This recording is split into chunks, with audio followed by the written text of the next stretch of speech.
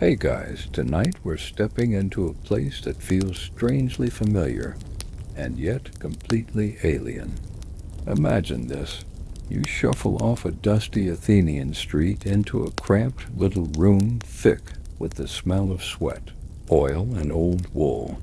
There's shouting from the agora outside, roosters arguing somewhere in the distance, and a man's shirt half open, eyes gleaming, with gossip waving, a long razor that hasn't seen proper sanitizing since the Peloponnesian War.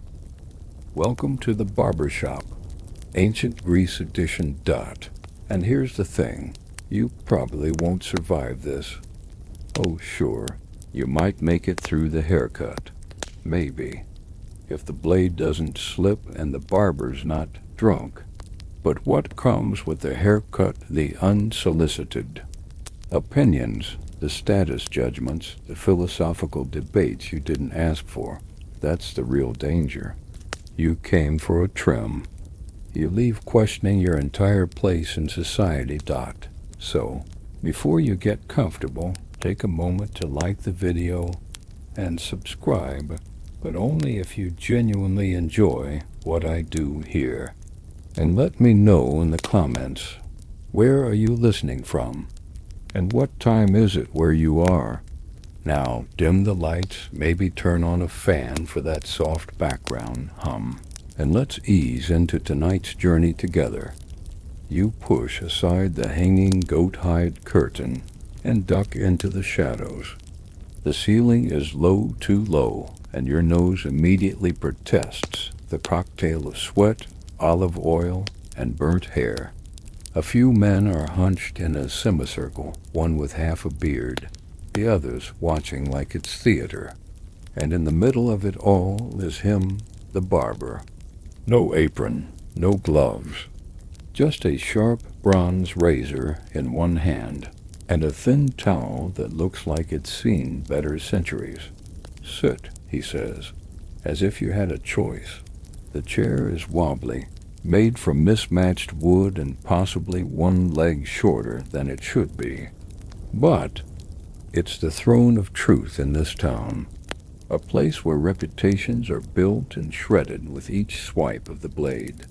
Getting your hair cut here isn't a private affair. It's public, political, philosophical, sometimes even judicial. And you're now the star of the show.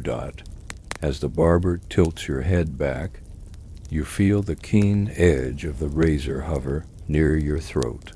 You swallow carefully. In ancient Athens, the barbershop, Korean, wasn't just a place for grooming. It was the Twitter, CNN, and local cafe all rolled into one. There were no walls full of mirrors or rows of products, just benches, blades, and brutal honesty. And if you think you can sit in silence and zone out, think again. You from the Piraeus?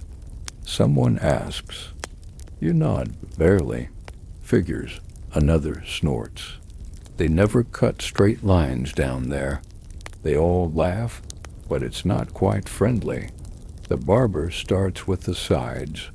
You can feel the scrape of metal on skin closer to planing wood than anything delicate. There's no foam, no warm towel, just cold bronze, sometimes dipped in vinegar, which feels refreshing, painful. It's a thin line. Fun fact, Greek barbers were among the first in history to form what we'd now call professional guilds. Sure, they didn't have a catchy name or union dues, but they had something stronger reputation. A good barber had clients lined up before sunrise. A bad one? Let's just say word spread faster than a Spartan in sandals. The man next to you is having his beard reshaped. Not trimmed, reshaped. Greek beards weren't just facial hair. They were political manifestos. Full and flowing, probably a philosopher. Trimmed and neat, merchant or bureaucrat. Shaved entirely, either a soldier. or someone trying to look young at 40 dot, and God's help you if your hair didn't match your roll. Historians still argue whether certain beard styles were banned in certain districts, but one thing's certain: nobody wanted to look like a sophist during an anti-sophist riot. Hold still, the barber mutters. The blade digs in just under your jaw. There's a nick. You flinch, and he smacks your forehead gently with the back of his hand. Your fault, he says. Thinking too hard. The shop chuckles again. You notice the walls are decorated with, well, that might be blood, or wine, or both. There are streaks of something reddish on the wood post near your shoulder, and a vague chalk drawing of a man's face with half a beard and a very dramatic frown. No one's cleaned this place in decades. Maybe ever dot in a corner, a boy, probably the apprentice, is fanning a small fire under a pan of oil. Occasionally he brings the oil to the barber, who dips a cloth into it and then smears it on people's faces like it's perfume. It is not perfume. It smells like roasted olives, gym sandals, and hubris. You see that? Someone says, pointing at a newly arrived customer. That's Demetrios. Lost half his land to a haircut. You raise an eyebrow. True story. The man continues. Wife caught him at the rival barber's shop. Said it was betrayal. Took everything. A joke, maybe, or not. Hard to tell with this crowd dot in ancient Greece. Haircuts could be subtle symbols of loyalty. Men who aligned themselves with certain political factions or philosophers often wore their hair in specific styles. Think of it like bumper stickers for your face. And changing your style could mean changing your allegiance, something not everyone around you might appreciate. Outside, a dog barks. Someone yells about figs. A child runs past the open doorway with a clay jug twice his size. But inside, the focus is razor sharp. Literally dot and then snick. He finishes the final pass and steps back. You touch your face. It's smooth, raw, possibly bleeding in 2 places. You look decent, the barber says, for a foreigner. You smile awkwardly, stand, and give him 2 obols. He grunts and pockets them dot.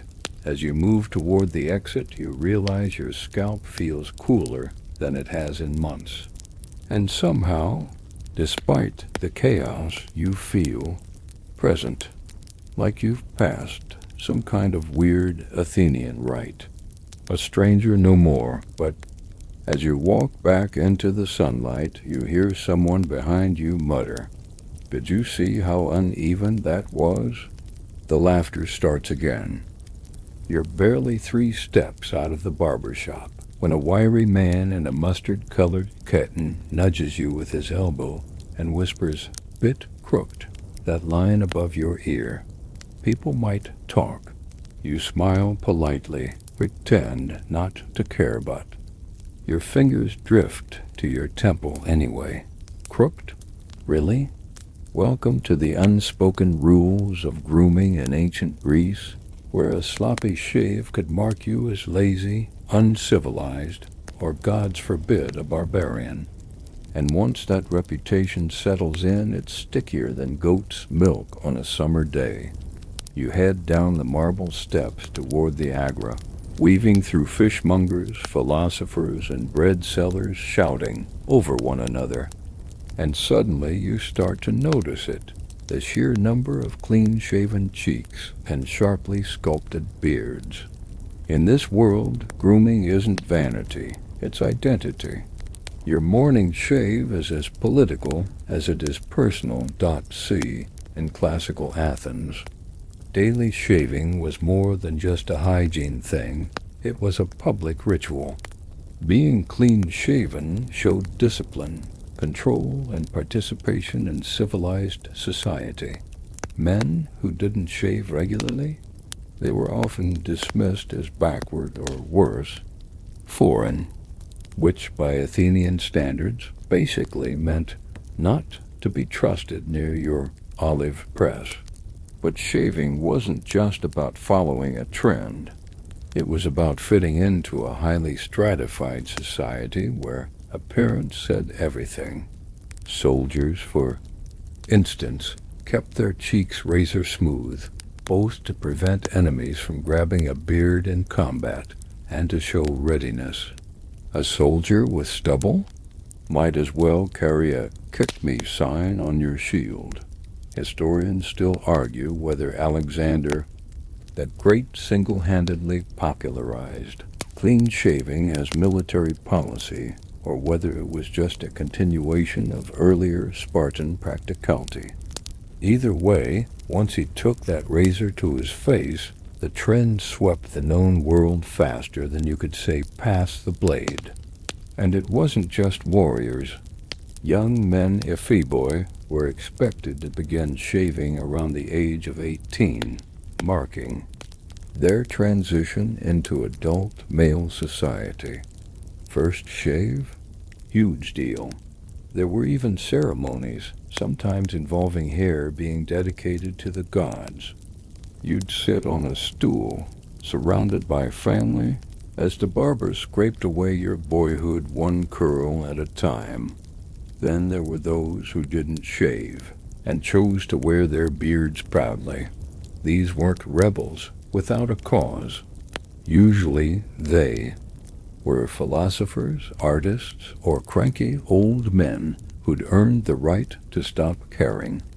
The beard became a badge of wisdom, a symbol of retreating from worldly nonsense. Think of it as the ancient equivalent of "I live off-grid now and own 6 goats." But even the most rugged philosophers weren't immune to scrutiny. A beard too bushy might suggest sloth. Too styled, vain. Too short, indecisive. You were always being measured, not just by what you said, but by the literal length of your chin hair. You pass by a stall selling bronze razors, curved and flat, wicked-looking things that gleam in the sun. One has a bone handle carved into the shape of a sphinx. Another has a notch that looks suspiciously like it's seen a few necks too many. The vendor smiles toothlessly and says only slightly cursed. You keep walking. Let's not forget the fringe practices either. Some folks, in a bid for the ultimate smooth face, would scrub their skin with powdered pumice stone. Yes, pumice. The same volcanic stuff used for scrubbing floors. Applied dry to your face, gently exfoliating. Try medieval sandblasting. And if that didn't do the trick, there was the scorched flax trick. Barbers would take thin strands of flax, light them, and wave them near your cheeks to singe off the final stubborn hairs. No, this wasn't a spa treatment. It was more like daring the gods to give you third-degree burns before lunch. One quirky tidbit that survived from comedic plays: some barbers advertised smoke-free shaving, which suggests, yes, there was a version with smoke. Imagine sitting through your morning shave while the barber fumbles with fire and flax, and a passing breeze sends embers drifting toward your eyebrows. Relaxing? Not exactly. You stop at a fountain and lean in. Your reflection wobbles in the water. The shave's not terrible. A little off on one side, maybe. But you survived. You'll fit in, probably. Behind you, an older man clears his throat. "First time with Nicias?" he asks. You nod. "Ah, he used to be better," he says wistfully, "before the wine." Classic dot as you make your way back toward your rented lodgings. A group of boys runs past laughing, each one sporting a wildly different haircut, one shaved bald on one side, another with little tufts and a ring like a laurel crown, probably fresh from some local initiation or drama rehearsal. You can tell they think they look very avant-garde, but back in the barbershop, there's only one style that matters: clean, confident, and presentable. Anything else, and you risk being mistaken for a Thracian. Or worse, a comedian. In fact, comedy plays in ancient Athens often poked fun at bad haircuts. A lopsided beard or a patchy scalp was a surefire laugh line. So if you left your barber with a weirdly shaped fringe, chances are someone in the amphitheater was writing a joke about you before you got home. And speaking of jokes, there's a running one in the Agra about a man so poor he could only afford to have half his face shaved. At a time, he'd walk around with one side smooth and the other wild, switching sides every festival, so people would think he was trendy instead of broke. Nobody believed him, but everyone admired the commitment. That's ancient grooming for you. Equal parts performance, politics, and pain. You duck into your courtyard and finally sit. Your skin tingles. Your neck is slightly raw, but there's something oddly satisfying about it. You've been shaved, judged, possibly insulted, and you're still standing. Not bad for your first day in Greek society, but don't get too comfortable. Tomorrow you'll need to go back. The next morning you're back at it because in ancient Athens one haircut doesn't buy you a week of peace. Oh no, today's shave is also a social check-in. And maybe, if you're lucky, a crash course in local politics, conspiracy theories, and which neighbor's nephew definitely isn't the father of that baby born near the olive press. You make your way toward the same crooked doorway, the sounds of laughter and heated debate already spilling out before you cross the threshold. Inside, nothing's changed. The same sour towel, the same greasy oil pot simmering on a cracked ceramic plate, and the same barber hunched over a man with a nose like a battle-worn shield and a face halfway through transformation from rugged to slightly less rugged. Ah, the barber grunts when he sees you. Back for the other side? Everyone laughs, including you. You take your place on the bench, still warm from whoever just got up, and settle in for the real service of the day. The news. Because this right here is where ancient Athens gets its updates. Not from messengers, not from heralds, but from men like this barbers who hear everything. You've barely sat down when someone leans over and murmurs, "Did you hear about Cleon's nephew?" You have not, obviously, but that doesn't matter. He tried to vote twice in the last assembly, the man continues. Wore a different tunic and thought no one would notice. Idiot. Now they're saying he'll be banned from the gymnasium for a year. A punishment worse than exile, apparently. No flexing, no gossip, no oiling yourself in public. Tragic. It's important to understand that barbershops weren't just social hubs. They were the pulse of the city-state. And the barber himself? Equal parts stylist, therapist, and very opinionated. Talk show host. People came here not just to look good, but to be seen, to listen, to talk, and yes, to spread a little rumor when it suited them. One fringe tidbit from the period. Some barbers were known to keep client lists, not just for business, but for tracking who said what. Imagine that your barber doubling as a political spy. Whisper a complaint about the local magistrate, and by dinner, Your name's made its way to someone's enemy scroll. Historians still argue whether some barbers were employed by the state to report dissent or simply did it for the sheer joy of scandal. Either way, you learn quickly that speaking too freely during your shave might cost you more than just an earlobe. Did you hear what Aristophanes said in his new play? Someone chimes in. No, what? He called Euripides the man who writes beards with more logic than his plots. A pause. Then, that's not even clever. That's why it stings. Another round of laughter. You notice how every man here has his role. The loud one who always interrupts. The quiet one who listens too hard. The philosopher who uses 15 words when 2 would suffice. And the barber always somewhere in the middle, slicing hair and sliding comments into conversations like, "A blade between ribs. Hold your head still," he tells the current victim. And just like that, the discussion shifts. Someone brings up grain prices. Another starts ranting about a new tax proposal from the assembly. Suddenly the topic is serious. Tempers rise, voices grow sharper. And the barber? He just keeps shaving.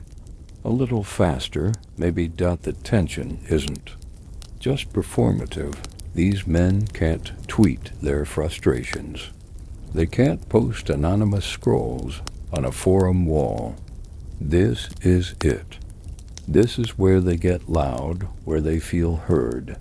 And sometimes, these little soap-slicked salons have real consequences.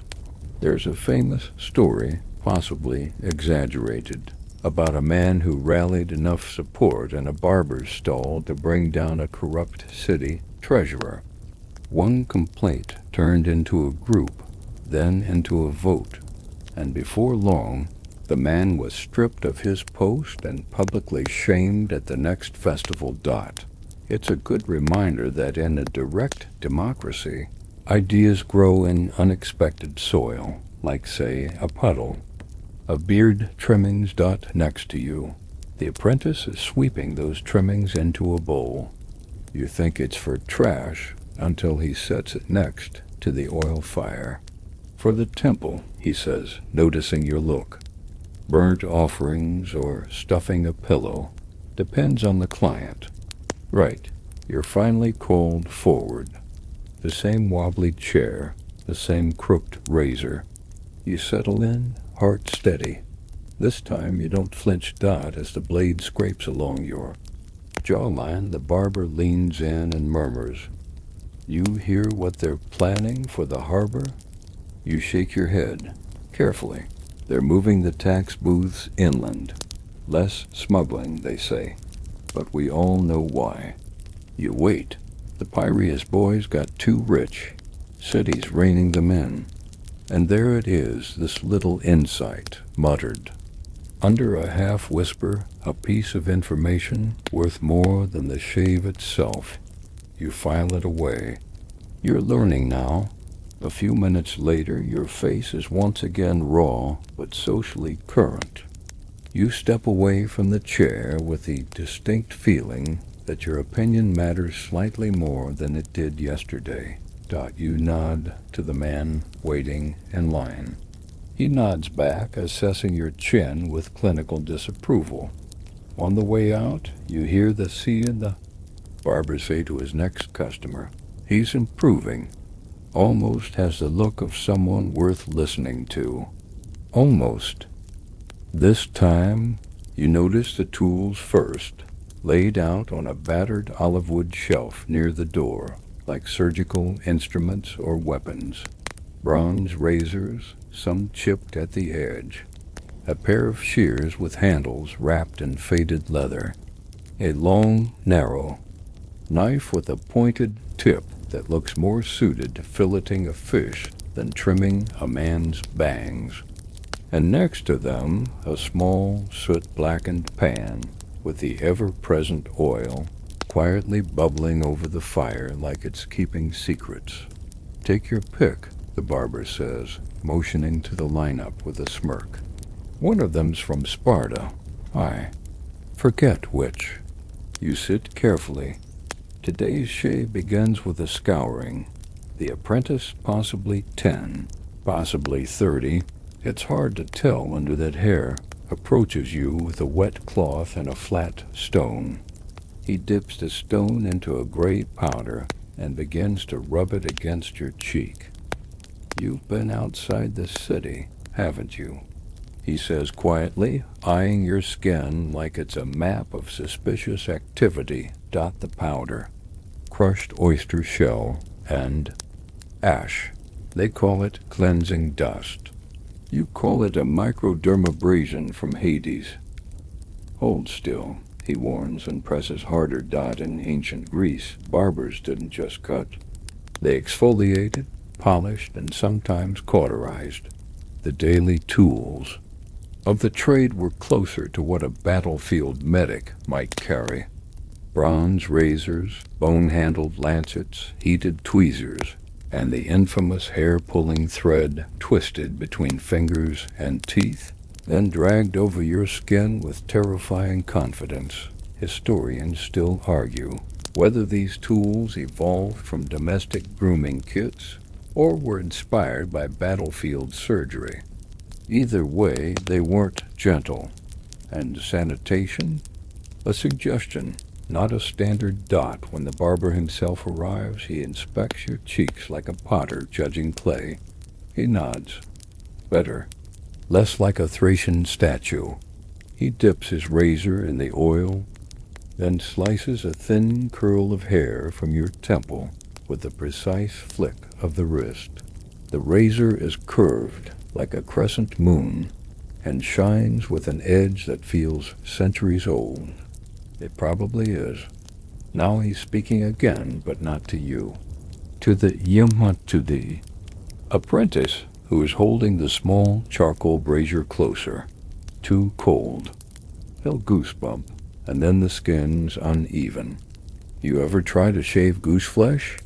You end up with a map of the Ionian coast on someone's jaw.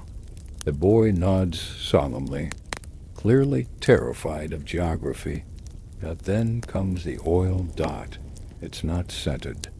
It's not warm. It's been used by at least 2 clients before you.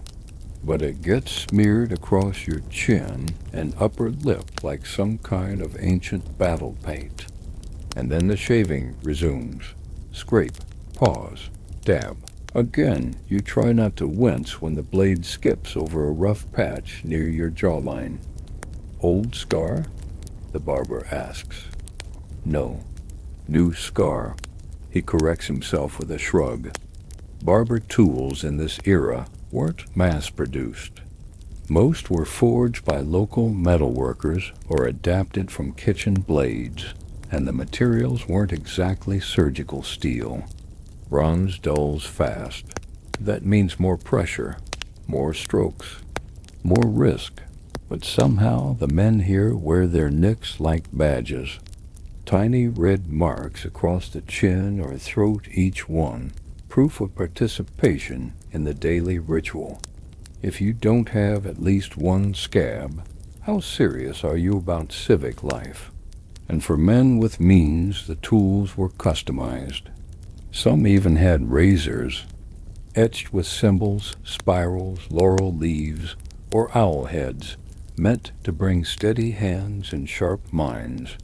Superstition, yes, but one of blades hovering near your jugular, you'll take all the divine backup you can get. Keep still, the barber murmurs, wiping the blade on your shoulder. You flinch. The oil makes it worse. It smears, not cleans. Then, he switches tools entirely. Dot. Now he's trimming your ears with a pair of shears that creak like a cartwheel on a hot road. The snipping is methodical, almost thoughtful, but you can feel the metal scraping your skin with every cut. The apprentice returns holding up a bowl. The barber takes it and throws the oily offcuts inside. You glance down. It's a grim little soup of hair, sweat, and what might be a thumbnail. New offering bowl, he says. This one goes to Heracles. You raise an eyebrow. It's either that or throw it in the harbor. And then the fish get political. You don't ask. There's a strange comfort to the brutality of it all. A rawness that makes the whole ritual feel earned. Like you're earning your place in this world one scratch at a time. At one point, a man outside the door shouts something about the price of figs. The barber tuts and mutters, "Let me at him with my other scissors." You don't ask about those scissors either. One fringe practice you hear mentioned today, the hot knife. Some barbers, especially in coastal towns, believe that heating a blade red hot before shaving purified the skin and spirit. In reality, it just burned off the top layer of your face. But hey, ancient medicine it's a chilling or burning reminder that grooming wasn't always about beauty. It was about discipline, status, pain tolerance, and sometimes just surviving long enough to tell your friends you did it. As the final razor pass glides along your neck, you realize something. There's no mirror, just the faces around you. Their approval or lack of it is the only reflection you get. The barber steps back, sniffs once, and grunts. You're done. You'll pass. Don't smile too much, it pulls the scabs. You stand, neck tingling, ears buzzing. The apprentice hands you a small cloth to dab at your face. It's slightly damp and smells like thyme and blood. You step out, blinking against the sunlight. The noise of the agra seems louder now, brighter. You're not just clean. You've been sanded down to your civic core. And just before you walk away, someone taps your shoulder. "Hey," a man says, "that scar on your chin? It makes you look like a Spartan." You nod solemnly, trying not to grin, even if it was just a shaving accident. You're starting to think the beard might have had a point. Not your beard gods forbid. That got scraped off yesterday with enough friction to polish a shield, but the beard as a concept. Because as you wander through the agra today, you start noticing all the little social cues built into everyone's facial hair, or lack thereof. There's the elderly merchant, his beard long and wild like a hedge that gave up on being trimmed. No one dares interrupt him mid-rant. There's a young boy, freshly shaved for the first time, practically glowing with pride as he tries not to trip on his new sandals. And there's the philosopher on the stone bench, long beard, combed, curled, practically styled into thesis. Statements. The beard isn't just decoration, it's identity. It's philosophy, and in some cases it's protest. You pause by a group of students huddled around a man in a deep blue cloak. He's gesturing with both hands, his beard swaying slightly with each emphatic point. If a man shaves to hide his age, he lies not only to others, but to the gods. Oof. You've clearly stumbled into a philosophical landmine. In ancient Greece, the beard was a topic of endless interpretation. To shave meant something. To keep your beard meant something else. It was less about the hair itself and more about the ideas clinging to it like bits of olive bread in a stiff breeze.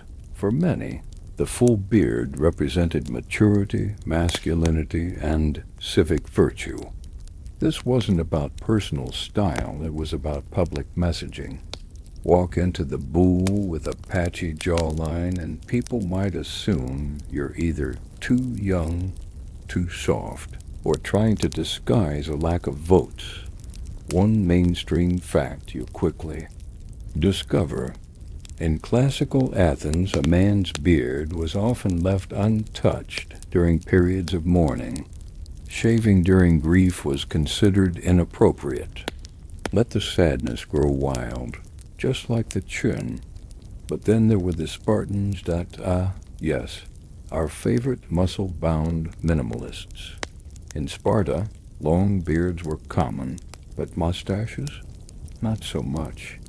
In fact, there's evidence to suggest that Spartan men were required to shave their upper lip, leaving the rest to grow freely. The result? A sort of face mullet. Business up top, battle on the bottom. Historians still argue whether this was about helmet comfort, intimidation, or just being aggressively contrarian. But whatever the reason, the Spartan lip-bald look became part of their fearsome brand. You imagine trying that in Athens. You'd be laughed all the way to Delphi. And speaking of beard crimes, public punishment via forced shaving was a real thing. Disgraced citizens, failed politicians, even poor-performing athletes, if the city wanted to humiliate you, it might just call for your chin. You pass a stone pillar where someone scratched a rough caricature. A man with half a beard and a big teardrop on one cheek. You smile. It's probably political graffiti, or maybe just the world's first barbershop meme.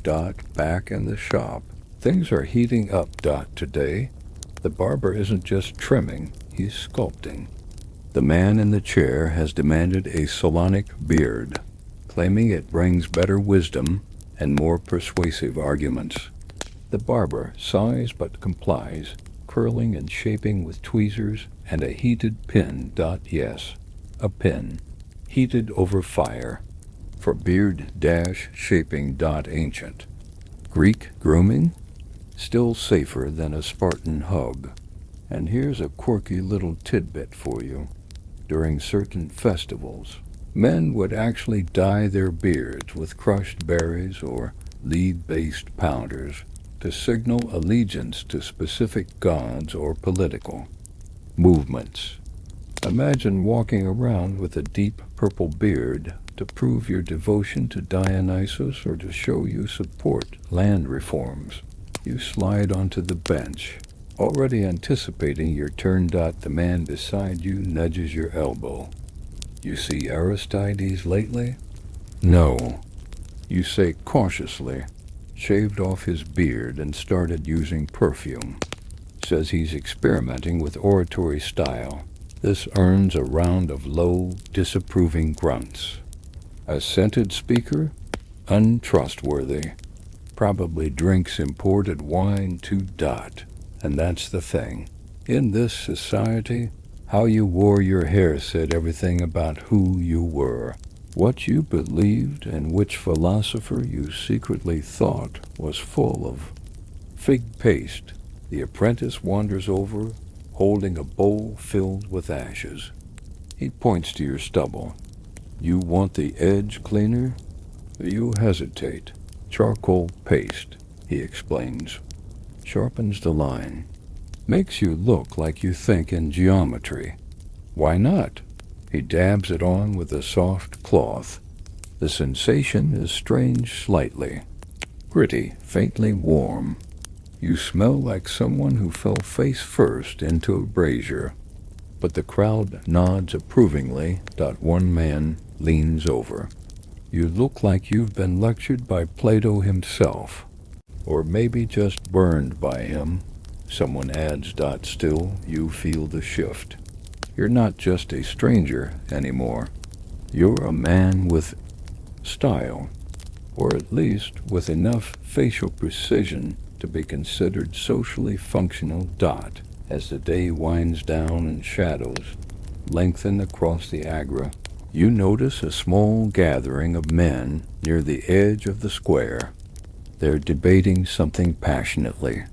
One gestures toward his beard with both hands, practically using it as a punctuation mark. You get closer, listening. But Diogenes said a man who worries about his beard clearly isn't worrying about truth. A pause, murmurs, agreement. Then the rebuttal. But Diogenes also lived in a pot. Fair enough. You head home under the fading amber light, your face still tingling from ash and oil, your thoughts swirling with the politics of chin hair. You've been shaved, shaped, stained, and judged. But you've also been seen. And in a world where every beard speaks volumes, yours is just beginning to talk. You're just starting to enjoy your well-earned reputation as the guy with a geometrically sharp beard when everything changes. Not because of a new razor or a scandal in the marketplace, but because of a loud, undignified thwack that echoes across the square. You follow the sound as does everyone else. And there, in the center of a growing circle of bystanders, is a young man on a stool being forcibly shaved. The barber isn't his usual cheerful self. His face is tight. With concentration, the blade unusually clean, the cloths freshly laundered. This isn't grooming. This is punishment. And suddenly you realize this isn't just an unlucky haircut. This is a public shearing. Forced shavings were a deeply symbolic act in ancient Greece. Far from a slap on the wrist, this was a civic and social reset, a loud, visible way of saying, this man has lost his standing. The reason could be anything from cowardice in battle to cheating in a foot race. The punishment? Strip him of his hair, his dignity, and his ability to walk around town without getting side-eyed by old ladies selling onions. The crowd watches as tufts of dark hair fall to the ground. Some people laugh, others mutter. The man on the stool is red-faced not from the scrape of the razor, but from the sting of knowing. You lean toward the person next to you and ask, what did he do? Broke a marriage contract, they whisper. Claimed the dowry was missing. Turns out it wasn't. Just didn't want to marry the girl. You nod, then wince. Socially awkward and emotionally stunted? Definitely shave-worthy. It strikes you how deeply hair is tied to public honor here. In other cultures, exile or imprisonment might be the default response. But in Athens, sometimes all it takes is a blade, a bench, and a little humiliation. The barber finishes, wipes the man's head, and steps back. The apprentice gathers the fallen hair with something resembling reverence. You've heard of these clippings being burned or buried to avoid curses, bad omens, or just the city dogs using them as pillows. One mainstream fact emerges. Public shearing was sometimes used as a judicial tool for male citizens under 30 who'd committed minor offenses. The idea was that a visible reminder of your shame would encourage better behavior, and if it didn't, well, at least the city had a new reason to mock you during festivals. But it wasn't just about shame. In some cases, head shaving marked purification. After a major loss in war, whole groups of men might shave their heads to show collective grief, solidarity, or readiness to start again, which sounds poetic until you remember that your scalp is now at the mercy of a bronze blade guided by civic resentment. Historians still argue whether these ritual shavings had religious origins or were simply clever forms of crowd control. Either way, it worked. Nothing like the threat of a crooked haircut to keep men in line. Later that day, back at the barbershop, the conversation turns predictably juicy. He cried. One man says, referring to the punished youth. Wouldn't you? Another replies, his curls were perfect. Should have just married her. She owns 3 olive groves and her father's only half insane. Laughter bubbles up, but not unkindly. In a strange way, even disgrace earns you a kind of membership. You've been marked by the blade. You're part of the narrative now, and that's the truth about ancient grooming. It's not just about appearance, it's about visibility. Who gets watched? Who gets judged? Who gets forgiven? You take your seat for a touch-up, not that you need it, but now it feels like part of your daily ritual. Like drinking watered-down wine or pretending you understand the city budget. The barber nods to you, his blade already, slick with oil. You're lucky, he says. No one's shaving you for dishonor. You smile faintly. Yet, he chuckles, adjusts your chin, and begins. Scrape, dab, flick. It's almost meditative now. You've stopped fearing the nicks, started trusting the rhythm, and with each pass you feel a little more connected to the strange, ever-churning machinery of this society, where honor and hair are intertwined, and one bad decision can cost you both. A fringe practice you hear about today, the mock cut. At some festivals, men would pretend to shave their rivals, publicly holding up blades and miming disgrace in a kind of parody performance. It wasn't officially sanctioned, but it definitely got laughs and occasionally a broken nose. You make a mental note. If anyone ever mimics shaving your beard in public, you're switching barbers and moving cities. As you leave the shop that evening, the punished man is sitting alone by the fountain. His scalp is pale and freshly scabbed. You nod as you pass. He nods back slowly, a bit stiff, but not ashamed. Maybe. That's the real lesson. Hair grows back. Dignity? Sometimes too. The wind picks up. You pull your cloak tighter and catch your reflection in a bronze shield propped against a merchant's stall. Your face is clean, your beard defined, your ears mostly intact. No disgrace today, but you'll still be back tomorrow. Just in case. You know a place has fully absorbed you when you start comparing yourself to philosophers based on beard length. Today, as you pass the Stoics near the bathhouse, nodding thoughtfully, stroking their beards as if the bristles themselves were, whispering timeless wisdom, you can't help but reach for your own chin and wonder, Socrates' length yet? Maybe more of a pre-Aristotle?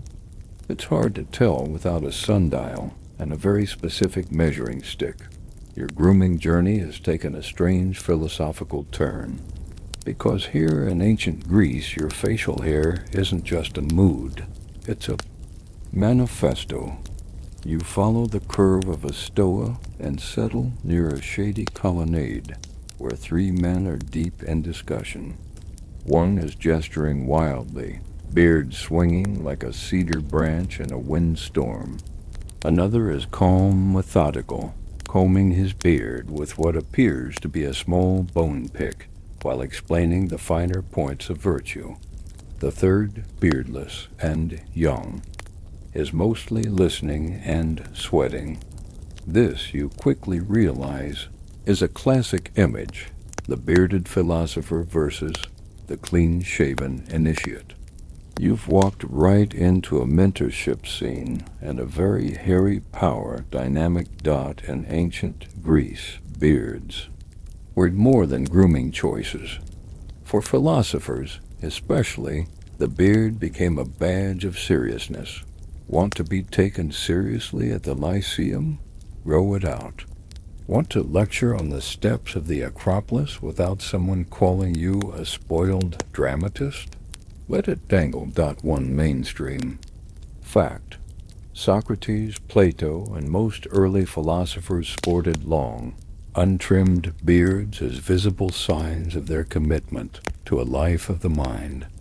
It was believed that shaving reflected vanity, sensuality, or worst of all, a desire to look wise without being wise. In fact, there was a running gag in comedic plays that if a man trimmed his beard too neatly, he was probably faking his philosophy and just liked the attention. Think ancient hipster energy, but with fewer ironic tunics. But it wasn't all judgment and brush stroking. There was debate constant, robust debate about what the beard meant. Some philosophers, especially the later Epicureans, began shaving as a rejection of unnecessary discomfort. Others shaved as protest. And then there were the cynics. Yes, the cynics. Led by Diogenes, the original chaos philosopher who lived in a jar well of pithos, and frequently mocked the status quo. He sometimes refused to shave, sometimes shaved just despite tradition, and once allegedly told a young man, "Your beard is not thinking, it's just hiding your weak jaw." Historians still argue whether Diogenes kept his beard long or shaved it entirely at different points in his life, depending on the argument he wanted to make. Either way, the beard or its absence became a dialectic device. Facial hair as SYLLGISM. At the barbershop. The conversation today is unusually academic. I heard Theodorus of Cyrene shaves now, one man says, claims it improves logic flow, improves his chances of being invited to parties, more like someone mutters. Pythagoras didn't trust men without beards, a third adds, said the brain was too close to the surface.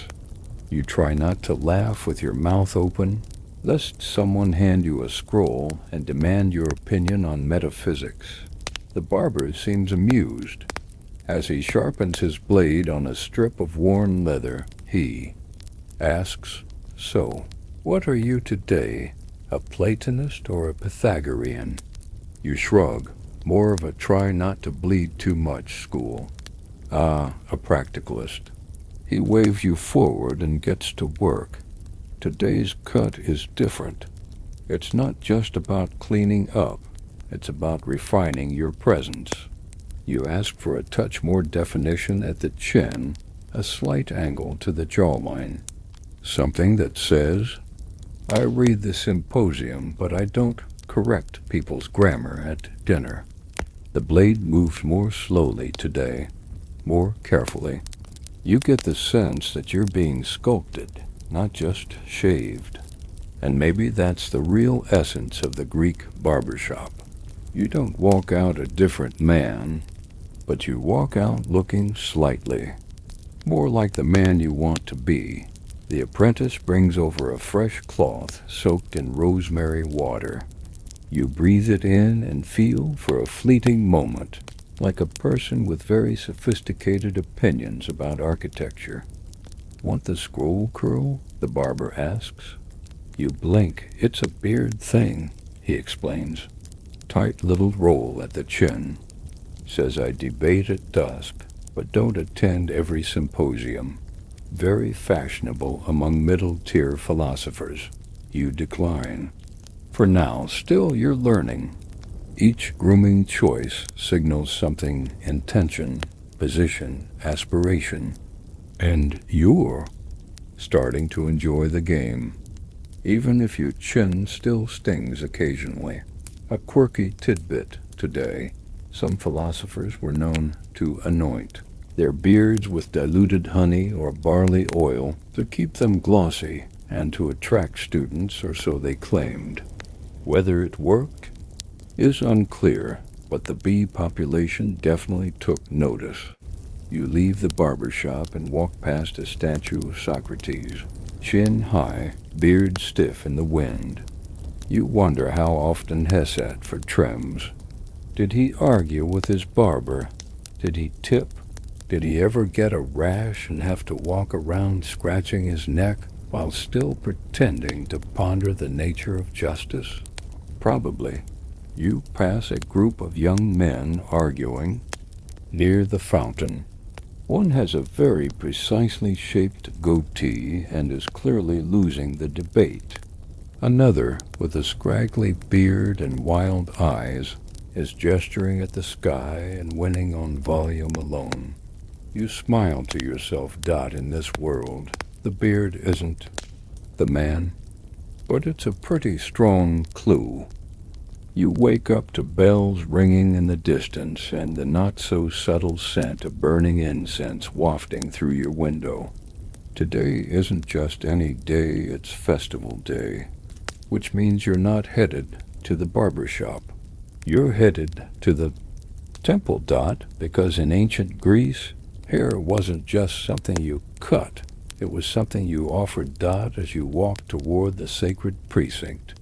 The streets hum with purpose. People in ceremonial white chitons shuffle past, carrying garlands, figs, and jars of wine. But just as many carried tufts of hair wrapped in linen or braids carefully coiled into small boxes. A few even carry bundles of their children's curls, soft and golden, their first ever haircuts tied with red string, Dot. It's a surreal sight, this fusion of barbershop leftovers and divine devotion. You stop at a modest stone temple dedicated to Apollo. Outside, a line of young men waits to enter. Each carries a small pouch. Each has that anxious, self-important look that says, "I'm about to do something my mother will talk about for years." This, you learn, is a rite of passage. Offering one's first hair to the god Dot, it's a tradition nearly as old as the gods themselves. A young man's first haircut, his Korean, wasn't something done casually. It marked the end of childhood and the beginning of public life, and the cuttings were sacred. They weren't swept up or tossed aside. They were carried to the temple, sometimes even floated out to sea as an offering. One mainstream fact: offerings of hair were common at major temples throughout Greece, especially for Apollo and Artemis. Hair was seen as a pure, natural gift, something of your own body, given freely. It required no coin, no cattle, no wine price, just time and growth and a sharp enough blade. Inside the temple, you see the altar. It's not grand, but it's potent. Worn stone, ash stains, a few charred hair remnants clinging to the corners. A priest accepts each offering wordlessly and places it into the brazier, where the soft flick of flame turns youth into smoke. Behind you, someone whispers, "He gave his hair and his first sandals." Very devoted. You're not quite sure how sandals fit into this, but honestly, nothing surprises you now. Then someone else mentions another type of offering, the posthumous cut. When a loved one died, especially a child or spouse, it was common to cut a lock of hair and bury it with them. Or if the grief was communal-like, after a battle, citizens would cut their own hair in mourning, sometimes shaving entire heads. In this way, hair became a symbol of sorrow and sacrifice, of memory and loss. You recall stories of generals returning from war and weeping as they knelt to burn braids from fallen soldiers. In a world with no photographs, no DNA tests, a lock of hair was the person. Historians still argue whether the tradition of mourning cuts came from Mycenaean funeral rites or was a more localized Athenian invention. Either way, the gesture endured for centuries, grief made visible in falling strands. But today, thankfully, is not about mourning Dot as you exit the temple. You pass a boy who's just been sheared. He's glowing with a kind of post-ritual pride. His curls are gone, replaced by a soft fuzz and a forehead that looks 3 times as large. Still, the crowd congratulates him. He beams. Back at the barbershop, the atmosphere is different. Calmer, slower. Sacred days always soften the edges of things, even razors. The barber is trimming someone's beard with almost ceremonial care, humming under his breath. You hear snatches of a festival hymn mixed with some truly unrepeatable jokes about politicians and sea urchins. Sacred, yes, but still Greek. Ah, the barber says as you walk in.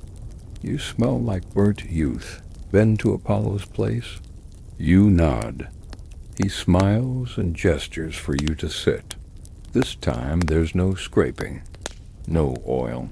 Just a bit of combing, some reshaping, a touch of charcoal on the cheeks for contour. Maintenance, not reinvention. Dot as he works, the barber begins telling you about the sailors. Before they set out, especially during stormy season, they come here and ask for a snip. Just a little tip of the hair, sometimes the beard. Then they throw it into the sea. Why, you ask? For luck. For favor, for something to return to. Even the gods of salt water appreciate a good haircut. You like the image alone? Sailor tossing a curl into the waves, hoping Poseidon prefers well-groomed mortals. A quirky detail the barber mentions. On some islands, women cut their hair after childbirth to mark the transition from maiden to mother. The hair was buried in gardens or vineyards to nourish the earth, symbolically linking fertility of body to fertility of land. And just like that, you realize something. Hair, in this world, is never just hair. Dot. It's childhood, it's adulthood, it's grief, it's prayer, it's political allegiance, personal vanity, communal shame, and sacred gift. And yet, it still ends up on the same swept-up floor. Dot. As you leave, the apprentice hands you a small bronze comb. For the festival, he says, to stay neat in case you run into a god. You tuck it into your belt and step out into the sunlight. Dot. Somewhere in the distance, temple bells ring again. You feel the breeze catch your freshly smoothed beard, tugging it gently, like even the wind wants to check your alignment. You're barely a few steps into the Agra the next morning when you feel it an unmistakable, ancient itch. Dot. Not the kind of itch that comes from forgetting to rinse out the charcoal paste. No, this one crawls. It moves. You freeze mid-step and scan the crowd. Everyone around you seems calm, composed, philosophically occupied with figs or taxes. And yet, deep down, you know the truth. You have lice. Congratulations. You're now officially part of the full ancient Greek barbershop experience. You turn around immediately and make a beeline for the shop. As you duck inside, the familiar scent of burnt olive oil and damp linen hits you like a philosophical slap. The barber looks up, instantly clocks your scratching, and nods. Sit. Don't speak. I've got just the thing. The apprentice is already rummaging through a ceramic pot. Out comes a thick beige paste that smells like vinegar, onions, and defeat. He starts heating it gently over the brazier, stirring with a bone spoon. Old formula, the barber says, passed down from my grandfather's grandfather. He used it on the entire Athenian rowing team during that one mice outbreak in 412. The itch was so bad they almost defected to Persia. You sit. You scratch. You regret everything. Lice were a common nuisance in ancient Greece, so common, in fact, that some barbers offered weekly delousing services, sandwiched right between beard shaping and casual political slander. Clients would sit for hours while mixtures of oil, vinegar, resin, or even pulverized herbs were slathered onto their scalps. One mainstream fact: olive oil was the go-to remedy for lice, not because it killed them, it didn't, but because it slowed them down. A sluggish louse is an easier target, especially when your barber is armed with a long bronze lice comb and zero sympathy. Head down, the barber says, parting your hair with a stick that looks suspiciously like it once belonged to a goat. Paste goes on thick, clinging to your scalp like warm hummus. The apprentice begins combing methodically, lifting and scraping with a slow, hypnotic rhythm. You try to focus on your breathing, on the cool breeze through the doorway, on not passing out from the smell. There was a man once, the barber begins, who refused to admit he had lice. Said they were tiny philosophers living in his hair, whispering ideas. Called it his cranial symposium. What happened to him? You ask, already dreading the answer. He shaved his head and tried to sell the lice at the market. Didn't go well. Naturally, the barber plucks something from your scalp, examines it, then drops it into a clay dish with a look of pure satisfaction. You sneak a peek. Yep, that was moving. They say lice came from the same island as the gods, the barber muses, but the gods quickly relocated. Understandable. It's around this time you realize that everyone in the shop is watching. Not with malice, necessarily, but with a kind of collective nostalgia. I remember my first infestation, one man says wistfully. It was a summer like this, hot, humid. Lost half my eyebrows. My cousin caught lice from a statue, another claims. Swears it looked at him funny. And here's a quirky fringe detail for you. During particularly bad outbreaks, some men would coat their entire heads in tree resin, let it harden, then peel it off like a helmet, hopefully bringing the lice with it. It was called the bark cure, and it worked about as well as it sounds.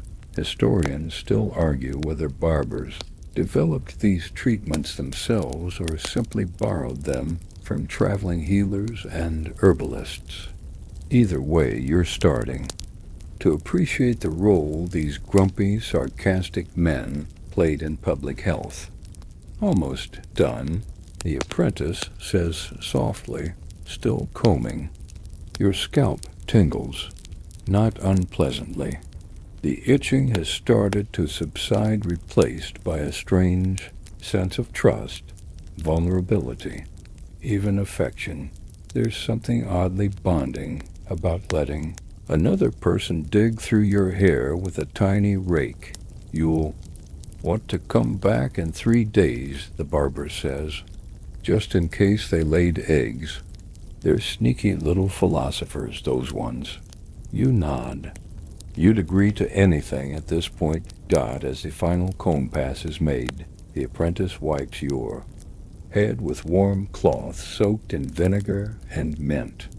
The sharp scent clears your nose and dulls your pride. The barber hands you a small satchel of dried herbs. Tuck that into your pillow, he says. Keeps the lice away. Or your dreams interesting. Maybe both. You step outside, blinking. Into the sunlight, your head oily and light, your soul partially scrubbed. You pass a few familiar faces in the Agra. Some nod knowingly. One man winks and scratches his neck. Solidarity. It's a rite of passage, really. You've been deloused. You've been humbled. You've stared into the abyss and found something small, leggy, and possibly still clinging to your eyebrow dot, and now you know. The barbershop isn't just where appearances are managed, Dot, it's where battles are fought. Quietly, patiently, one mouse at a time. You arrive at the shop before dawn this time, hoping for a quiet moment before the usual crowd arrives with its gossip, grievances, and garlic-scented opinions. The door creaks open and you're greeted not by the barber, but by the apprentice bleary-eyed, hair sticking up in all directions, clearly halfway between sleep and existential dread. He blinks at you. You're early. You nod. He sighs, waves you in, and gets back to sweeping yesterday's beard trimmings into a pile that might qualify as its own small citizen population. You sit down, not on the client's stool this time, but on the edge of the workbench, careful not to knock over a jar of sheep fat or a cracked mirror. Today's not about being trimmed. Today, you want to understand what it's like behind the blade. Because here's the thing. Someone has to learn how to do all this, the shaving, the delousing, the scar avoidance, the whispered politics. And that someone, more often than not, is a barely pubescent boy with a steady hand and a high tolerance for men's chins. Been here long? You ask. 3 years, the apprentice says without looking up. 4 if you count the year I wasn't paid. Ah, apprenticeship, that noble tradition of working every day for hours under pressure, surrounded by sharp metal, with no real promise of success. In ancient Greece, barbers typically took on 1 or 2 young boys to train, often starting around age 12. They didn't just teach them how to cut hair, they taught them how to read a customer's mood, how to hold a blade without shaking, how to fake confidence with an angry Spartan breathing down their neck. The apprentice moves to the back room and returns with a shallow copper bowl, water sloshing slightly over the rim. He sets it down and begins prepping razors, his movements precise and practiced. You're struck by how methodical it all is, how each action has its place, its moment, its own rhythm. They say you become a barber when you can do a clean shave in under 20 strokes, he says quietly. I'm at 31, 28 if I skip the neck. You raise your eyebrows. Don't worry, he adds. I only practice on figs. And my uncle. This is how most apprentices learn first, on fruit, figs for cheeks, grapes for ears, then on unlucky relatives, and finally, after months or years, on real clients too drunk, too polite, or too desperate to say no. One mainstream fact: barbers in ancient Greece were often considered semi-medical professionals. Their apprentices had to learn how to clean wounds, extract splinters, and even drain small boils. Because if a man's face is already bleeding from a shave, you might as well fix his shoulder gash while you're at it. You ask if he ever wanted to do something else, something less. Scissor-adjacent, the apprentice shrugs. My father was a sandal maker. He wanted me to continue the trade, but I wanted to work with people's heads instead of their feet. Fair. He picks up a dull blade and starts sharpening it with short, deliberate strokes.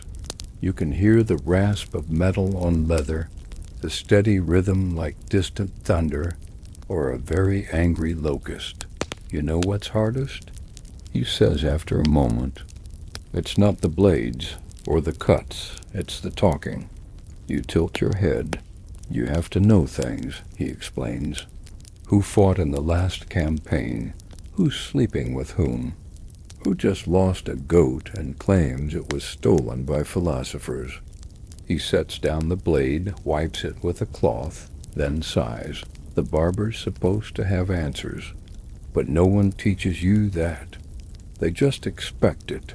It's true. In this society, the barber isn't just a tradesman. He's a public figure, a curator of information, a keeper of secrets, an unpaid therapist with access to your jugular. Historians still argue whether the barbershops functioned more like community centers or surveillance hubs. Some claim that barbers were unofficial, record keepers, passing down family histories and neighborhood dramas to apprentices who carried the oral tradition forward like bards, just with more razors. The apprentice pulls out a practice head, literally, of carved olive wood, bust with clumps of horsehair glued to the scalp. He dips his fingers in oil, spreads it over the wooden cheek, and begins to shave. His hands are steady. Focused. You watch. In silence as he works, imagining all the men who once sat in that very stool, nervous, hopeful, bleeding slightly, placing their dignity in the hands of a boy barely old enough to buy wine. A quirky tidbit. In some regions, apprentices weren't allowed to speak during their first full year of training. The idea was to build listening skills, but some speculate it was just to keep them from accidentally repeating the wrong piece of overheard gossip and triggering a duel. The apprentice finishes his shave, inspects the wooden head, and nods to himself. Then he turns to you and grins. You want to try? You blink. Just on the fig, he says, producing a plump, slightly bruised fruit. You hesitate. Then take the razor. Your hands shake. The blade feels impossibly light, impossibly dangerous. But you press it gently to the fig skin and pull. The first pass is rough, jagged. You wince for the fig. The second is better. The third, almost graceful. The apprentice watches, arms crossed, a faint smirk on his face. Not bad, he says. If you're ever exiled, you might just make a living. You hand back the blade, suddenly aware of how much responsibility comes with it. Not just the skill, but the trust. The stories. The reputation. You thank him and step outside as the sun finally crests the rooftops. In the distance, the city is waking. You can already hear someone shouting about barley prices, and another man cursing at a stubborn donkey. You rub your jaw. It's strange. For the first time since you arrived, you don't feel like a client. You feel like a member of the guild. You don't expect to cry in a barbershop. And yet, here you are sitting quietly on the same uneven stool you've now claimed as your own. Face half-shaven, with the faintest sting of tears in your eyes. It starts with a name. Did you hear? About Manon? The barber says softly, dragging the blade carefully across your cheek. You shake your head, just enough not to interrupt his angle.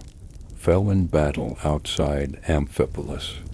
His cousin came in earlier this morning, asked for the morning cut. The room goes quiet, even the apprentice slowing his sweeping. The morning cut. You've heard about it vaguely from old stories and sad poems, but you've never seen it performed. Until now, a man sits near the back of the shop, head bowed, hands still in his lap. The barber approaches with a small bronze blade and a bowl of oil mixed with dark ash. He dips a cloth into the mixture, then runs it gently through the man's hair. There's no banter, no jokes, just the quiet rhythm of lost in ancient Greece. Hair was not merely aesthetic, it was emotional currency. Shaving your head or cutting off locks of hair was an act of mourning, a way to physically demonstrate the depth of grief. It showed the world that something had been lost and would not be replaced easily. One mainstream fact. When a close family member died, it was customary to cut one's hair and leave it on the grave or burn it as an offering. This symbolic gesture wasn't just about grief, it was about humility, submission to fate, and the resetting of one's outward identity.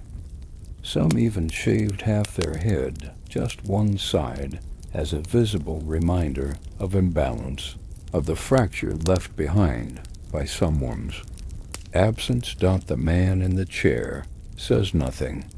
His hair falls silently onto the floor, joining the usual collection of beard clippings and social missteps.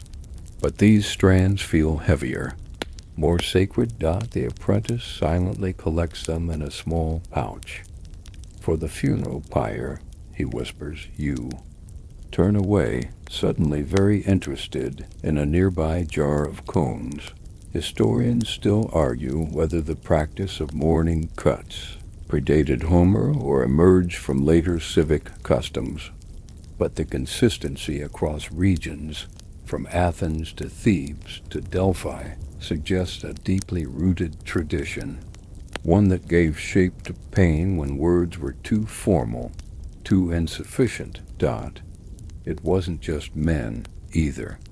Women, particularly in noble families, often cut or loosened their hair during periods of mourning, braids undone, hair flowing. The symbolism was unmistakable. Order turned to disorder, control surrendered to grief. You recall a vase you once saw with an image of a woman cutting her braid at an altar, her face contorted with sorrow. You thought it was exaggerated. Now, you're not so sure. Back in the shop, the barber finishes your shave. He wipes your chin, nods once more solemnly than usual, and steps away. You sit for a while, watching as the man rises. His face is drawn, but his jaw is set. His scalp gleams under the oil, nicked in one spot but otherwise clean. There's a strange nobility in the look. Stripped down. Honest? His cousin was a good man, someone murmurs. Always tipped well. A small, tired chuckle escapes from another corner.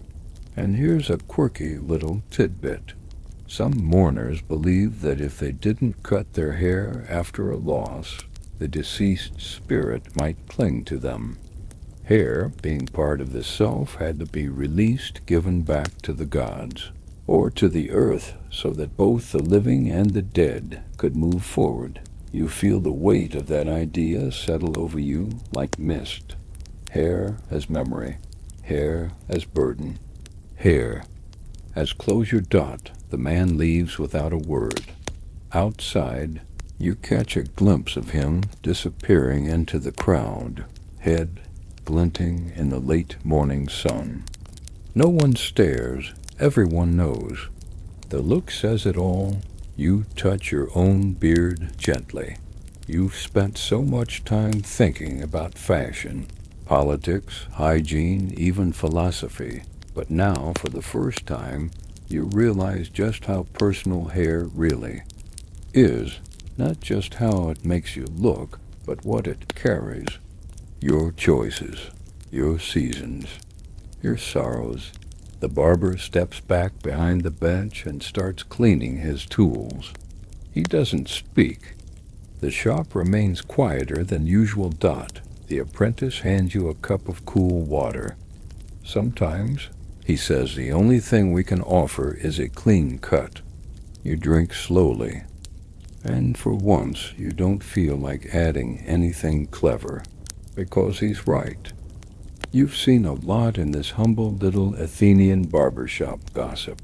Grief, vinegar-based grooming disasters, but nothing prepares you for the day a Spartan walks in.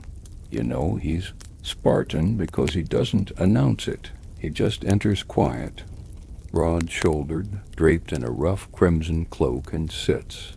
Not in the waiting line, not on a bench. He sits directly in the chair, as if he's already won some silent war over scheduling.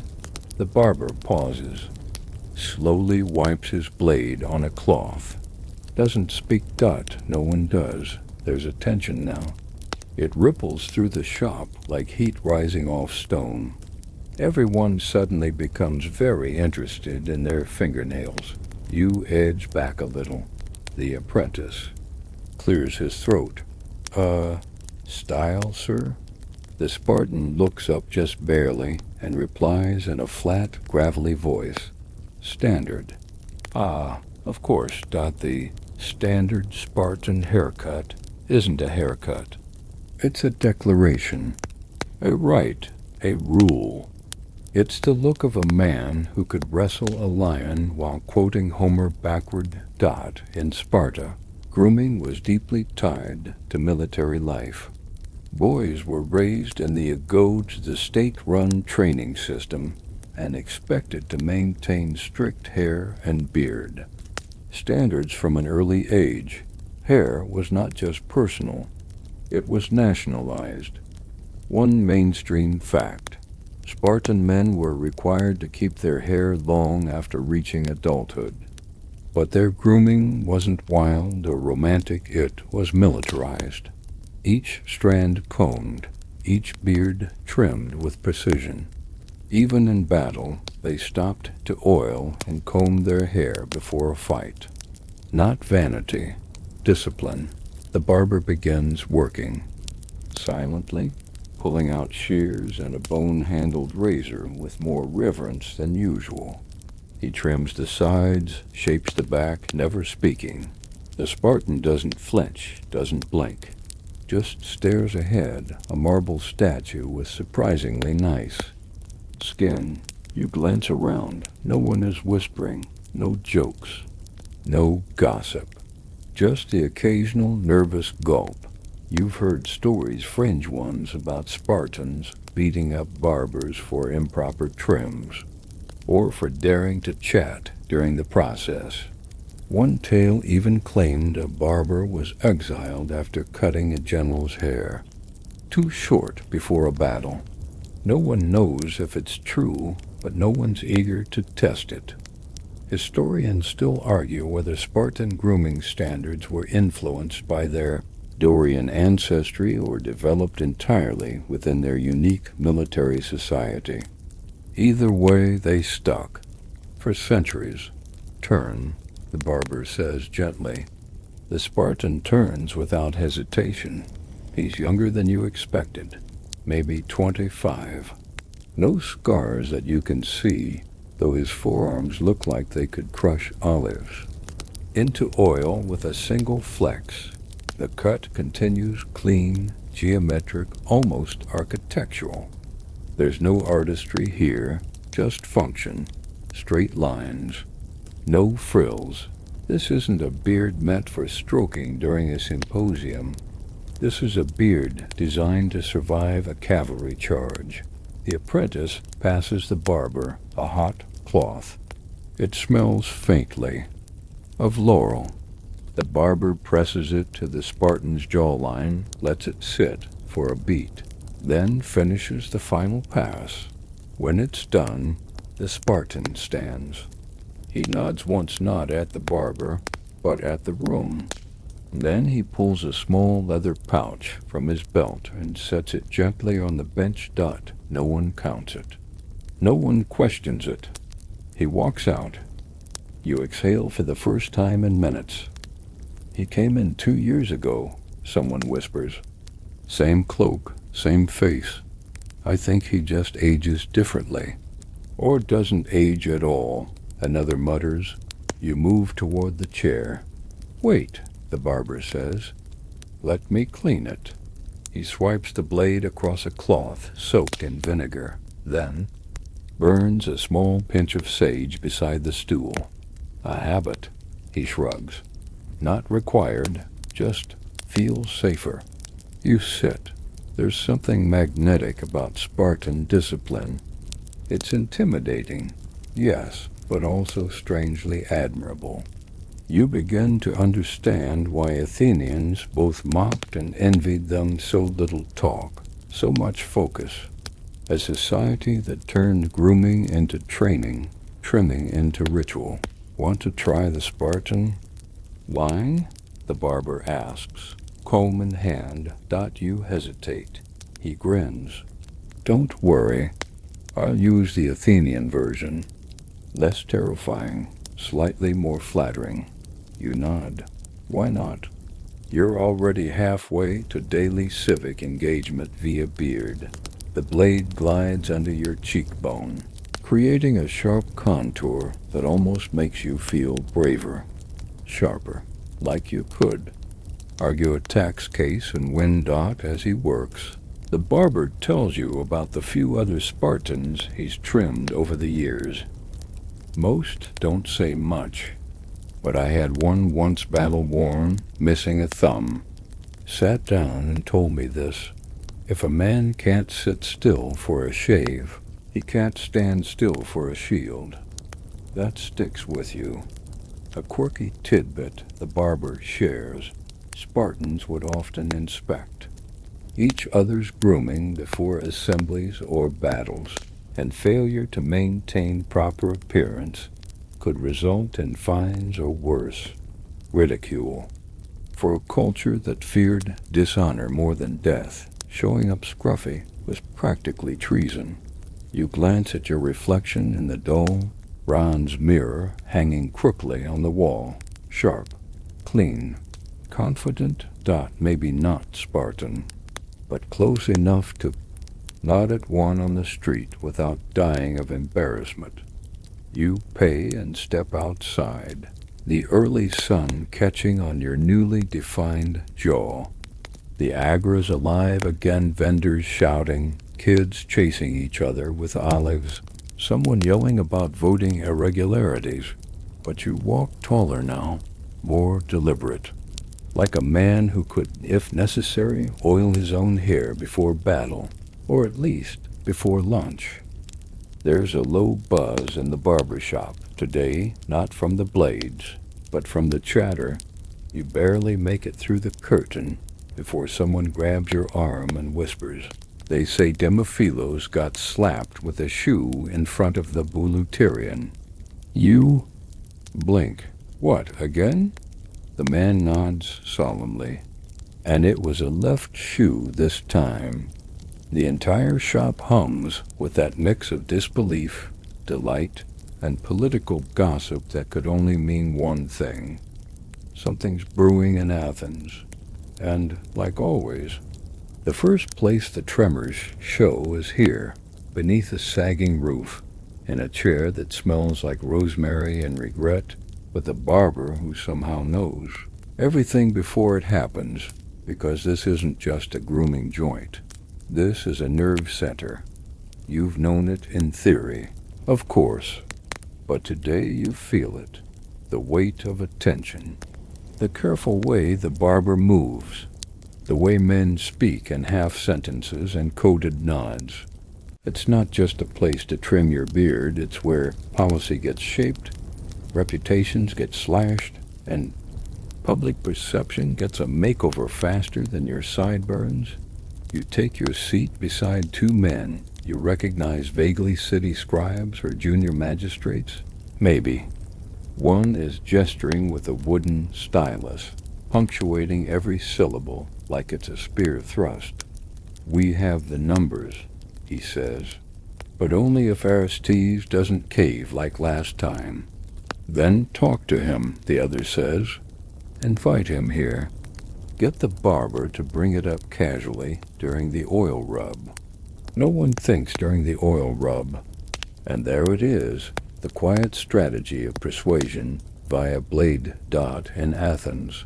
The barbershop was one of the only public-private spaces where men of every class and profession might cross paths. Senators and stonemasons, sailors and scholars, and that unique mix gave it power, influence, momentum. One mainstream fact. Barbershops were known to be unofficial campaign headquarters. Candidates would circulate through, dropping veiled comments and eyebrow-raising accidental confessions while feigning indifference to their cut. Voters, meanwhile, listened more closely during their shaves than they did during speeches. You hear about the new tax on amphora exports? Someone mutters behind you. Too high, someone else says. They'll lose Corinth. Unless that's the point, the first voice counters. Drive down sea trade, shift the revenue inland, reroute power. The barber, casually smoothing hot oil along a client's temple, glances up. Funny, he says, I heard someone's cousin is suddenly buying up farmland west of the city. The men room stills for a heartbeat, a nod, a shuffle. Someone scratches their beard meaningfully, and the conversation changes. That's how it works here.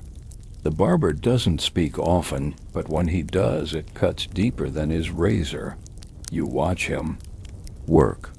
He's trimming a lean man in a cobalt chitin precise, deliberate, the sort of trim that says, I have opinions about oratory structure. Every few strokes, the barber pauses, leans in, and says something that never quite reaches your ears. And you realize this man isn't just sculpting beards. He's sculpting ideas, gently pressing questions between snips, dropping phrases, offering observations so sharp they could rewrite alliances. Historians still argue whether certain barbers were paid under the table by political factions.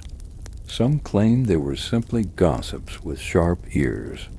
Others suspect deeper roles, informants, intermediaries, even matchmakers. No one knows for sure, and no one's brave enough to ask directly. You're up, the apprentice says. You take the chair. It feels heavier today that the barber greets you with a nod. No smile, no small talk. Just the blade already glinting with anticipation. He starts at your right cheek, slow and steady. Then, casually, under his breath, what do you think of DeMarcus? You blink, you weren't expecting that name. Not today, you hedge. I think. He's punctual. The barber snorts.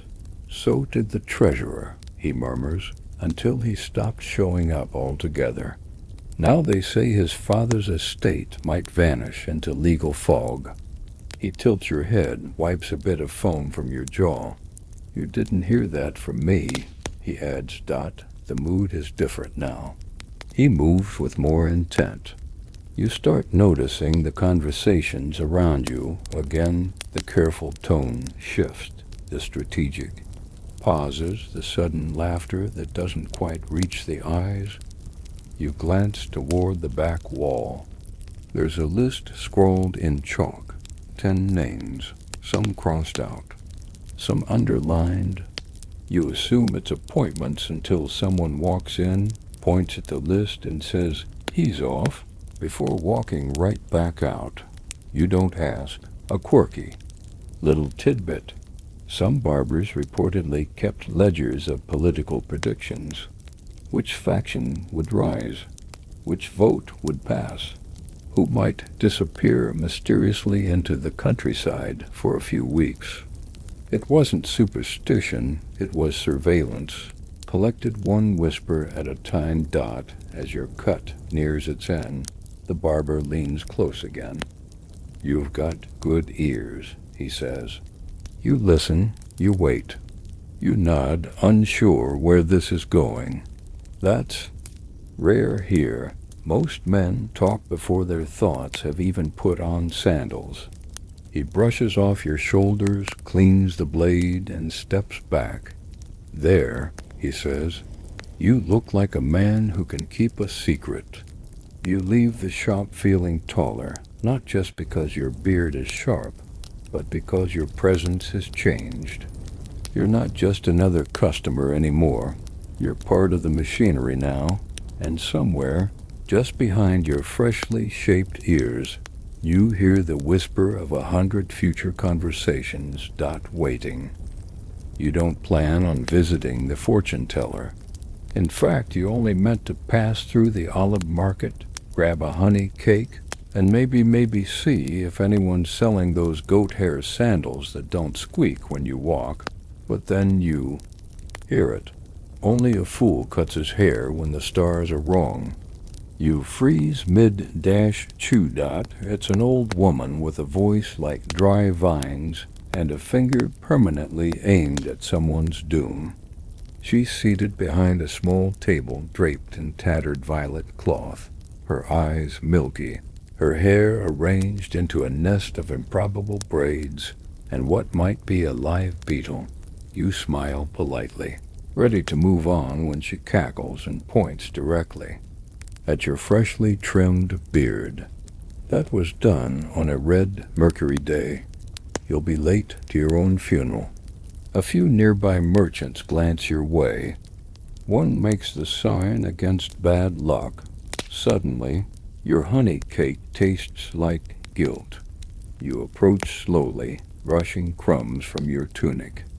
There's a wrong day to get a haircut. The woman narrows her eyes. There's a wrong hour. Did no one teach you calendar hygiene?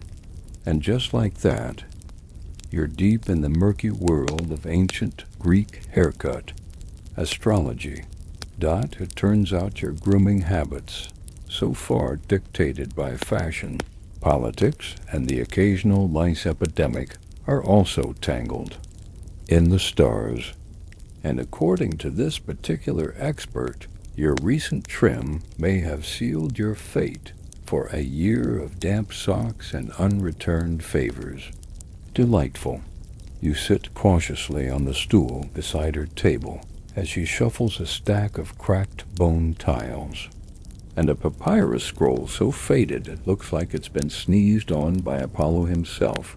She traces a circle in olive oil across the table and begins reciting planetary names with increasing urgency. Venus waxes. Mercury rebels. Saturn does nothing, it always does nothing. And on this day, she leans in, breath thick with fennel and prophecy. You were supposed to trim only the left side of your beard. The right side was under Jupiter's eye.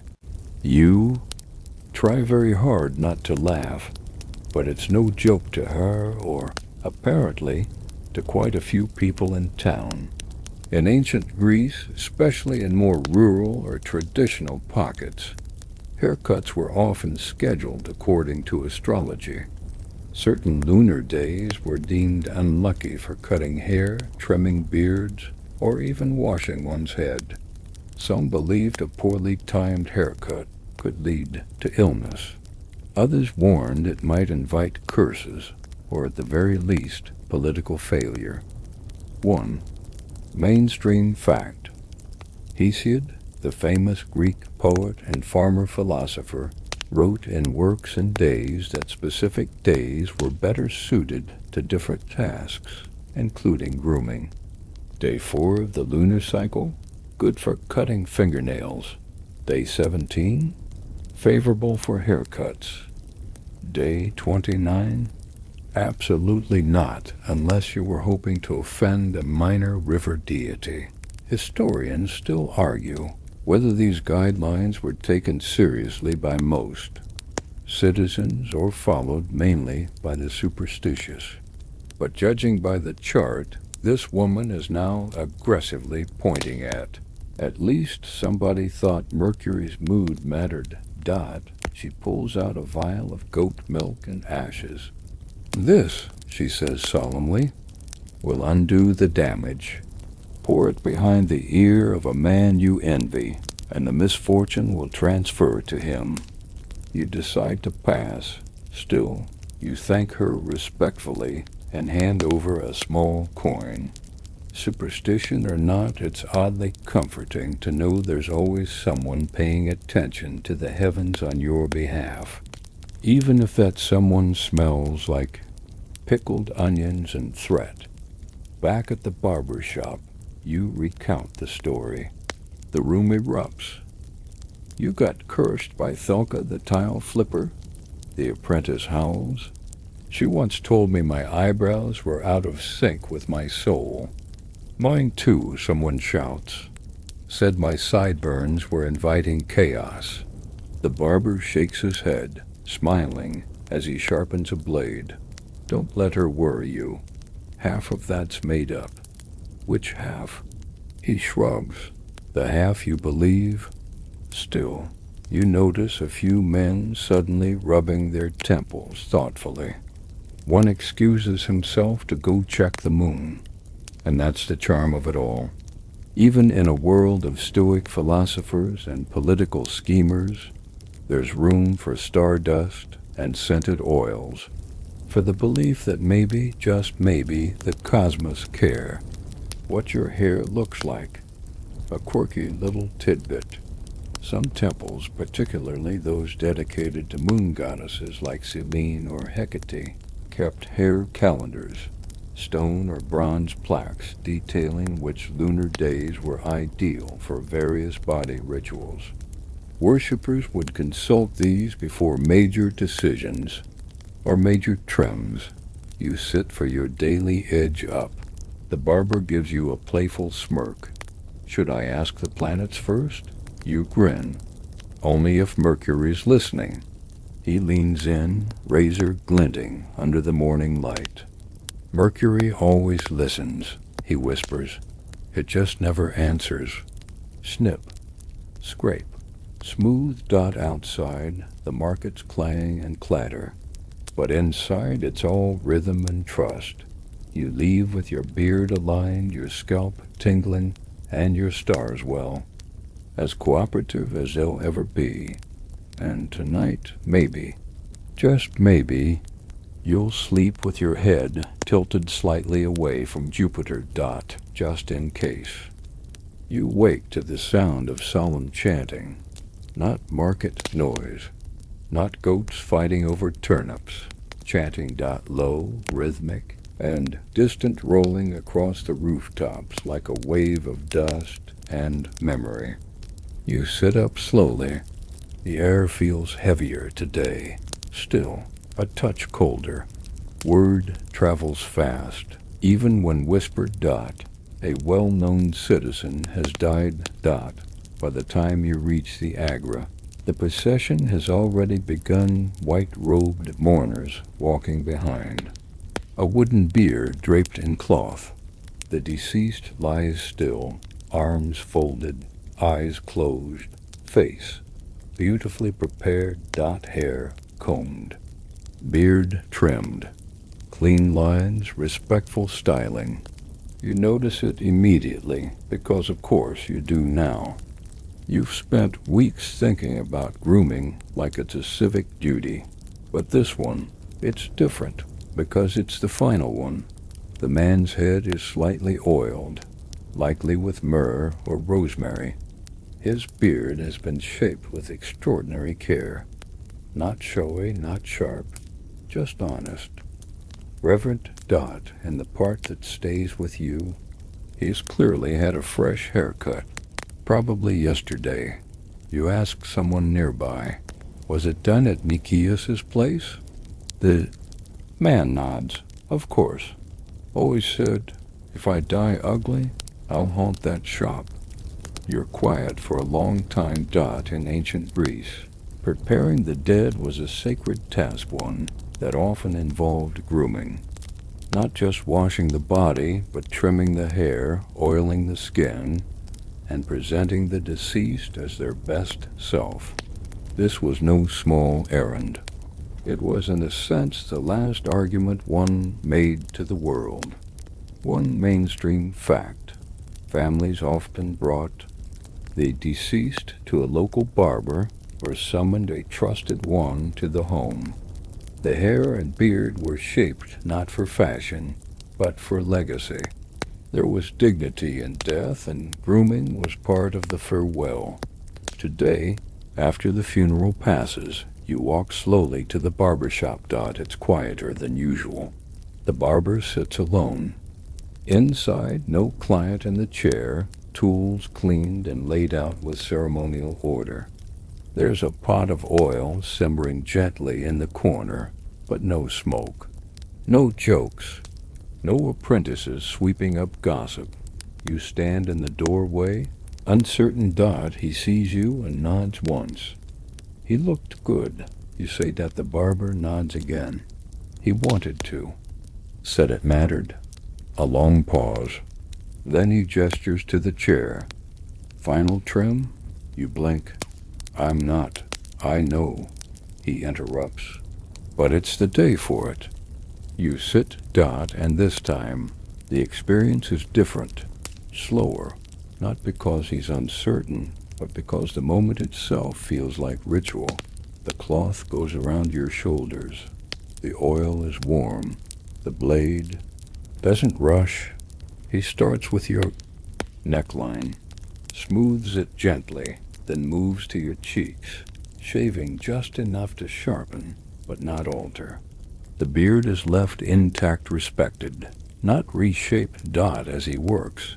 He tells you how he learned this part, from his teacher, who learned it from his. There's a method to grooming the dead, a rhythm that brings peace to the face, softness to the jaw, memory to the eyes.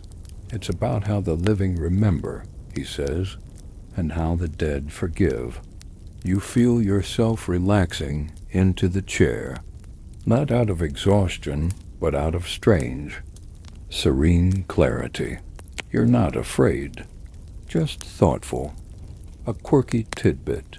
In some parts of Greece, a lock of hair from the deceased was braided and given to the family not as a keepsake, but as a bond, a promise to remember, to carry part of that person into each new season.